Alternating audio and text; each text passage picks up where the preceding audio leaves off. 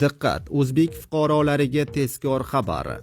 O'zgidromet ushbu haftadan boshlab O'zbekistonga yana Rossiyadan sovuq havo massalari kirib kelishini ma'lum qildi. Barcha fuqarolar tezda xabardor bo'ling. Salom do'stlar, kanalimizga xush kelibsiz.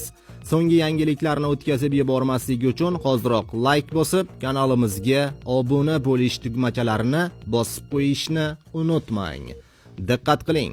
Ushbu haftada O'zbekistonda biroz sovuq va nam havo kirib kelishi kutilmoqda. Bu haqida O'zgidromet xabar berdi. Bugun O'zbekiston bo'yicha yog'ingarchiliksiz ob-havo bo'lishi kutilmoqda. Faqatgina Qoraqalpog'iston Respublikasi va Navoiy viloyatining shimoliy hududlarida ba'zi joylarda qor yog'ishi mumkin. Havo harorati kunduzi 5-10 daraja iliq atrofida bo'ladi. 27 va 28 yanvar kunlari Rossiya hududidan nam va nisbatan sovuq havo massalari kirib keladi.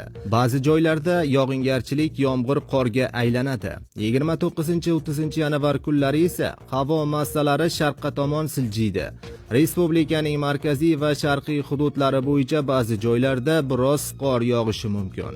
Toshkentda bugun yog'ingarchilik kutilmaydi. Havo harorati 7-9 daraja iliq atrofida bo'ladi. Ertaga kechga tomon yomg'ir yog'ishi mumkin. 28 va 29 yanvar kunlari vaqti bilan yog'ingarchilik yomg'ir qorga aylanadi.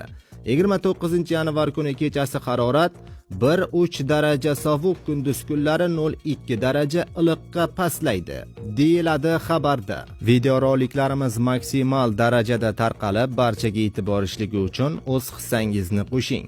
Like tugmachasini bosib qo'yishni unutmang. So'nggi yangiliklarni kuzatib borish uchun albatta kanalimizga obuna bo'lib, like tugmachasini bosib qo'yishni unutmang.